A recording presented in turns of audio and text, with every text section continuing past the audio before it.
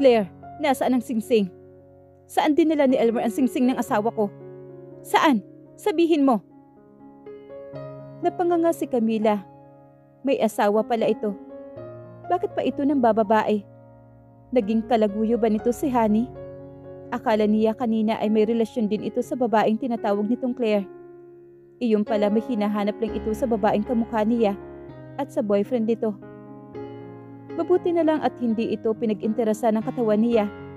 Ikamamatay niya talaga kapag inangkin siya ng ibang lalaki, maliban kay Miguel.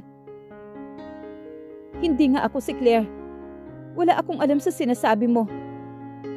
Napamura naman ito. Manluloko ka talaga. Halos umapoy ang mga mata ng lalaki sa kanya habang nakatitig. Napatiimbagang ito at kumuyom ang mga palad nito. Punyeta kang babae ka. Singhal pa nito sa kanya. Binalingan nito ang 2 tauhan. Kalagan niyo siya. Magpakasasa kayo sa katawan niya. Huwag kayong titigil hanggat hindi siya umaamin. Nanlalaki naman ang mga mata ni Camila. Para siyang nabingi sa kanyang narinig. Nang lumapit sa kanya ang 2 lalaki, ay nagpupumiglas siya. Pilit siyang kumakawala sa mga ito. Na matanggal ang mga poses sa kamay niya, ay buong puwersa niyang itinulak ang lalaking humila sa kanya.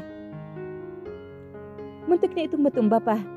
Maagap naman ang kasama nito at hinawakan sa isang kamay. Muli siya nagpupumiglas. Lumapit ang kasama nito at hinawakan naman sa kabila ang kamay niya. Pilit siyang hinihila ng mga ito patungo sa pintuan. Kahit anong pagpupumiglas niya, ay hindi siya makawala sa mga ito. Nilingon niya ang boss ng mga lalaki. Maawa ka sa akin. Hindi ako si Claire. Ako si Camila Del Fierro. Asawa ko ang CEO ng Pacific Furniture. Maniwala ka. Hindi ako manloloko. Sumisigaw niyang sabi habang nakatingin dito. Hindi natinag ang lalaking boss. Matalim ang mga matang nakatingin lang ito sa kanya.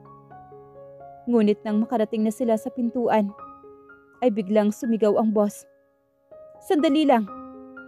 Napahinto ang 2 nakahawak sa kamay niya. Napatingin naman si Camila sa boss. Ganoon din ang 2 lalaking humihila sa kanya. Hinintay nilang makalapit ang boss. Ano iyong sinabi mo? Asawa ka ng CEO? Tumango lang naman si Camila. Napahalukip-kip naman ang boss. Kung totoo ang sinasabi mo, ano ang pangalan ng kasalukuyang CEO ng Pacific Furniture? Si Miguel. Miguel Del Fierro, ang CEO ngayon.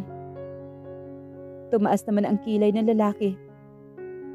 Kaano-ano mo ang mga Del Fierro? Siya ang asawa ko. Diretsahan niyang sagot dito. Pinasadahan siya ng tingin mula ulo hanggang paa at pabalik pa. Paano mo mapapatunayan sa akin asawa mo nga siya? Napabuga naman ng hangin si Camila. Pwede bang bitawan niyo muna ako? Pakiusap naman ni Camila sa 2 lalaki na nakahawak sa kanya. Pakawalan ninyo siya. Utos naman ng boss. Agad naman siya binatawan ng 2 lalaki. Napatingin si Camila sa kanyang kaliwang kamay. Nakasuot sa kanya ang wedding ring nila ni Miguel. Hinugot niya ito at ipinakita sa boss. Ito ang wedding ring namin ni Miguel. Tingnan mo para maniwala ka na asawa ko nga siya. Kinuha ng lalaki ang singsing niya. Sinipat nito ang singsing ng ilang segundo. Mukhang ang totoo at mamahalin ang singsing. Pero gusto kong makasiguro na hindi mo nga ako niloloko. Ipapacheck ko ang singsing na ito sa sikat na jeweler. Malalaman natin kung nagsasabi ka nga ng totoo. Ibinulsa nito ang singsing niya. Magpoprotesta pa sana si Camila. Ngunit napahinto siya nang marinig ang sinabi ng boss. Dalhin ninyo ang babaeng ito sa guest room sa 3rd floor. Sabihin ninyo kay Manang Mildred na bigyan siya ng pagkain at bihisan. Pero huwag siyang palalabasin sa kwarto. Hanggat wala akong sinasabi. Nauna nang lumabas ang lalaki. Inalalaya naman siya ng 2 lalaki palabas. Biglang nagbago ang ihip ng hangin nang banggitin ni Camila ang pangalan ng asawa niya. Ibig sabihin, Kilala si Miguel. Masyado yatang sikat ang asawa niya. Kaya kahit ang mga nakakatakot na lalaking katulad ng boss nila ay kilala ito.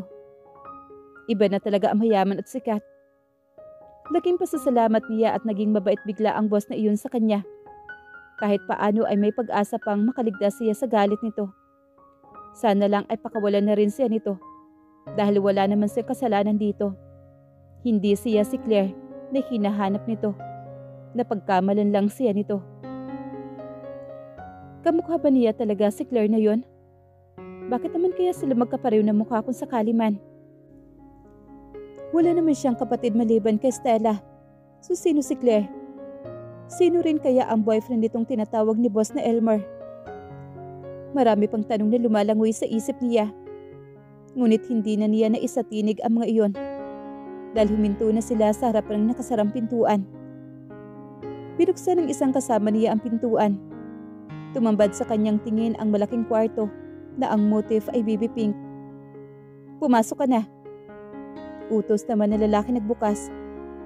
Agad naman pumasok si Camila. Ngunit bago siya makarating sa kama, bigla na lang sumara ang pintuan. Lumapit siya rito at pilit niyang binubuksan. Nakalak na ang pintuan. Gustong magwala ni Camila. Pero nang maisip niyang baka magalit na naman sa kanya ang boss, tumahimik na lang siya. Bumalik siya sa kama at umupo sa gilid niyon. Binalingan niya ng tingin ang buong kwarto. Kompleto ito sa gamit at appliances. Masasabi niyang mapera rin ang may-ari ng mansyon. Sana lang ay galing sa legal ang paraan ng pera nito. Iba kasi ang naglalaro sa isipan niya. Lalo na at may mga tauhan ito na tagasunod. Ngunit naputol ang pagmumuni-muni niya nang biglang bumukas ang pintuan. May pumasok na matandang babae. May dala itong damit. Sa likuran nito ay may isa pang babae na bata rito. May dala itong tray na puno ng pagkain. Lumapit sa kanya ang mga ito. Magandang tanghali sa iyo, miss. Bati naman ng matandang babae. Ako si Manang Ellie. At ito namang kasama ko ay si Nina. Heto ang bisan mo. Sana magkasya sa iyo ang damit ni Ma'am Stella. Parang may kumurot naman sa puso ni Camila nang marinig ang pangalang binanggit ni Manang Ellie. Sino po si Ma'am Stella? Siya po yung asawa ni Sir Rodel. Sagot naman ni Nina. Sinutsutan naman ni Manang Ellie si Nina. Sorry po. Napayuko naman ang dalaga. Napakagatlabi naman si Camila. Rodel pala ang pangalan ng boss. Kapangalan pa pala ng asawa nito ang kapatid niya. Maiiwan ka na namin muna, miss. Wika naman ni Manang Ellie sa kanya. Hinila na nito si Nina. Nang makaalis ang dalawa ay napatingin sa Camila sa pagkain. Bigla siya natakam lalo na nang tumunog ang tiyan niya. Kumain muna siya saka siya naligo. Nakaramdam siya ng antok habang nagpapatuyo ng buhok. Nang hindi na niya kayang paglabanan ng antok, humiga na siya sa kama. Sana lang pakawalan din siya ni Rodel pagbalik nito. Okay lang kahit hindi na nito ibalik ang singsing niya. Ang importante ay makalaya siya. Kailangan ko ng tulong mo, bro. Wika ni Miguel sa kanyang mga kaibigan. Sinadya niya talagang tipunin sina Melvin, Enzo, Andre, Chris at Josh sa restaurant naman ni Levy para makausap ang mga ito. Para saan? Tanong naman ni Melvin. Anong klaseng tulong? Usisa naman ni Enzo. Mali yata ang tanong mo, Melvin. Wika naman ni Chris. Ano ba dapat? Tanong naman ni Josh. Baka dapat ang tanong natin ay kung para kanino iyong tulong. Sabad naman ni Andre. Lahat ng mga kaibigan ni Enzo ay napatingin kay Miguel. Matapos sabihin iyon ni Andre. Napabuntong hininga naman siya. Noong isang araw kasi nagpatulong ka sa amin ni Josh tungkol sa skandal ng asawa mo. Tungkol na naman ba sa kanya ang pinoproblema mo ngayon? Napilitang tumango naman si Miguel sa tanong ni Chris. Matatalino talaga ang mga kaibigan niya. Nakakaamoy agad ang problema. Napapalatak naman si Chris. Bakit? Ano nangyari kay Camila? Tanong naman ni Melvin. Nawawala siya simula pa kahapon pa. Ano? Sabay-sabay na tanong ng mga kaibigan ni Miguel. Pinandilata naman siya ni Andre. Sigurado ka bang nawawala ang asawa mo? O nagbibiro ka lang, Miguel? Baka naman niliyasan ka na ng asawa mo. Tanong naman ni Enzo. Naningkit naman ang mga mata ni Miguel. Bawiin mo yung sinabi mo. Hindi yan totoo. Hindi sa maaring iwan ni Camila. Paano na lang sila ni Marcos? Kung wala na itong pagmamahal sa kanya, sana man lang inisip nito ang kanilang anak. Pero hindi rin naman niya kayang tanggapin na iniwan na nga siya ng asawa niya at maaring sumama na ito sa lalaking kasama nito sa skandal. Baka iniwan ka na nga ng asawa mo. Nahiya siguro sa nangyaring skandal. O kaya naman, tuluyan na siyang sumama sa lalaking nasa video. Wika naman ni Josh. Pinupok naman ni Miguel ang mesa. Napatayo naman lahat ng ginawa niya. Mabuti na ang hindi na dumating ang in-order nilang pagkain. Kaya walang laman ang mesa maliban sa flower vase na bumagsak sa sahig. May problema po ba, sir? Tanong naman na may edad na babae. Wala naman po. May problema lang talaga ang kaibigan namin. Kung ano man ang damage, isama mo na lang sa bill namin. Wika naman ni Melvin. Okay, sir. Ipapalinis ko na po ang sahig. May lumapit na waiter sa kanila at nilinis ang nabasag na flower vase. Relax, bro. Umiral naman yung pagiging mainitin ng ulo mo. Wala tayong mariresolbang problema mo kung magkakaganyan ka. Kaunting lamig ng ulo. Ang init na nga ng panahon, pati ulo mo umuusok din. Singit naman ni Andre na muli silang umupo. Baka kailangan mo lang ma-change oil. Natigang kayata ng misis mo. Kung gusto mo, samahan kita maghanap na maikakama mo mamaya pagkatapos natin kumain. Napatimbagang naman si Miguel. Kumuyom ang kanyang mga palad. Akma niyan susuntukin si Chris. Ngunit mabilis na hinawakan ni Enzo ang kamay niya. Huwag ka makipag-away dito. Pagagalitan tayo ni Levi. Babala naman ni Enzo. Hinila ni Miguel ang kamay niya. Matalim ang mga matang muli niyang sinulyapan si Chris. Binatukan naman ni Melvin si Chris. Gago, ayusin mo nga yung pananalita mo. Baka ikaw ang nangangailangan ng change oil. Palibhasa, pinagnanasaan mo yung isang maid sa bahay ninyo. Hindi ka lang makascore sa kanya. Nandadami ka pa ng ibang tao. Napasimangot naman si Chris. Nagbibiro lang ako. Ang init na kasi ng ulo niya. Depensa naman ni Chris. Huwag ka magbiro ng ganyan sa mga may asawa na. Sa ating magkakaibigan, lahat nag-asawa na ay nagiging loyal sa aming mga asawa. Kaya huwag mong bibiruin si Miguel na maghanap ng iba. Dahil siguradong hindi niya gagawin yon. Kung niloko man siya ng asawa niya, hindi pa rin siya maghahanap ng iba. Ganun ang nagmamahal. Marunong magpatawad. Paliwanag naman ni Melvin. Tama si Melvin. Napatawad mo na nga ba ang asawa mo? Usisa naman ni Enzo. Napahilamos naman ang kanyang mukha si Miguel. Iyon pa ang isang problema ko. Ayaw aminin ni Camila ang pagkakamali niya. Pinaninindigan niyang hindi siya yung nasa video. Wala daw siyang kasalanan. Kaya lalo ako nagagalit. Kahit masakit tatanggapin ko naman ang sorry niya. Basta umamin lang siya. Pero ayaw niya. Tapos ngayon, bigla na lang siyang mawawala. Hindi ko tuloy alam kung anong iisipin ko. Paano kung tama si Josh? Paano nga kung iniwan na ako ni Camila para sumama sa lalaking yon? Hindi ko kayang tanggapin, bro. Paano na lang kami ni Marcos? Halos mamatay na nga ako ng 5 taon kami magkahiwalay noon. Mas masakit ngayon dahil mahal na mahal ko na siya. Hindi na baling manlalaki siya. Huwag lang niya akong iwan.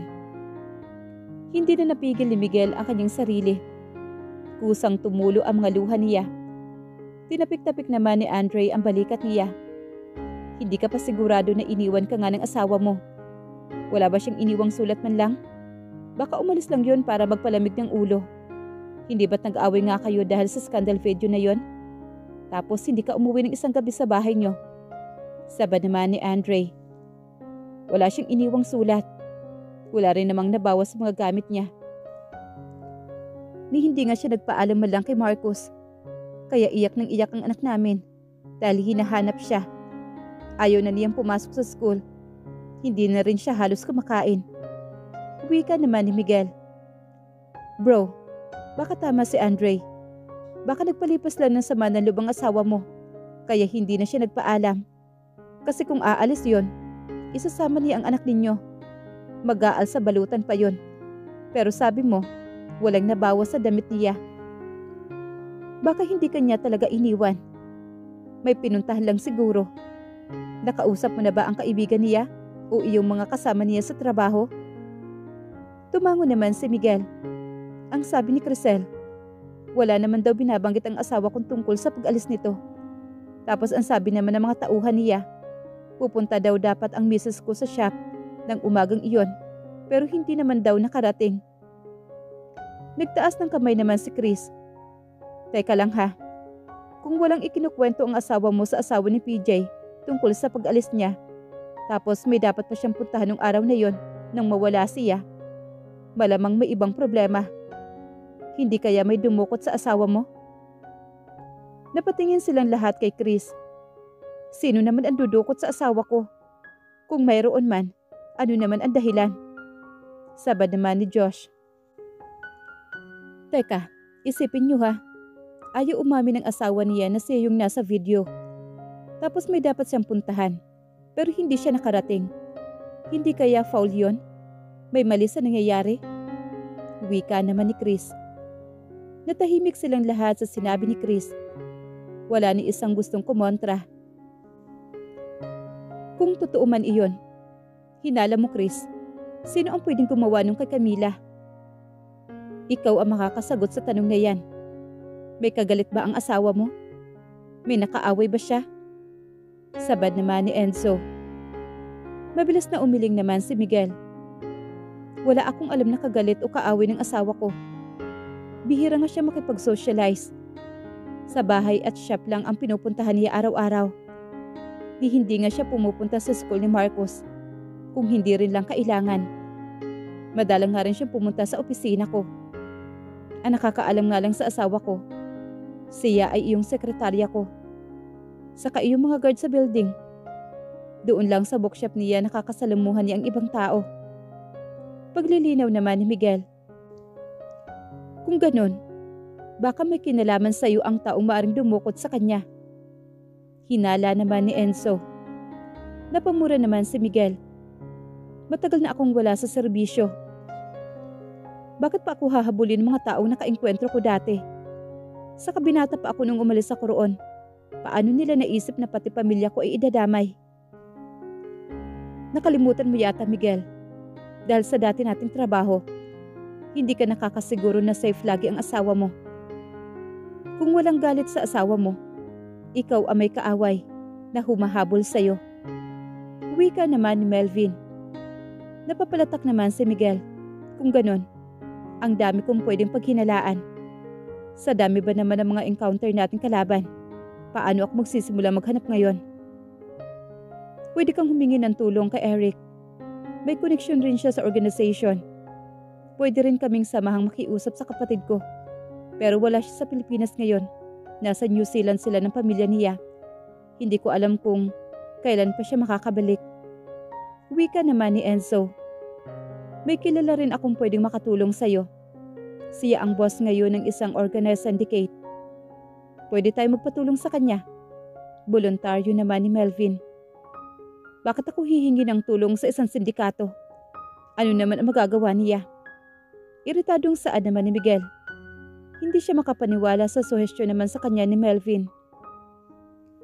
Malay mo, isa sa mga sindikatong kakilala ni may hawak sa asawa mo. Mas madali nating maililigtas ang asawa mo kung alam natin kung sino ang may hawak sa kanya. Paliwanag naman ni Melvin. Napapikit naman si Miguel. Hindi siya makapaniwalang darating ang ganitong araw na malalagay sa panganib ang asawa niya at ang pamilya niya dahil lang sa naging trabaho niya. Natatakot siyang isipin na nasa kamay ng sindikato o sino mang masamang tao ang kanyang asawa. Baka kung ano nang ginawa nila sa asawa niya. 2 araw na itong nawawala. Kung nasa kamay ng sindikato si Camila, 2 lang ang pwedeng mangyari sa asawa niya. Parang hindi kayang tanggapin ng isip at puso niya ang ganoong senaryo. Sana hindi na lang siya nagmatigas.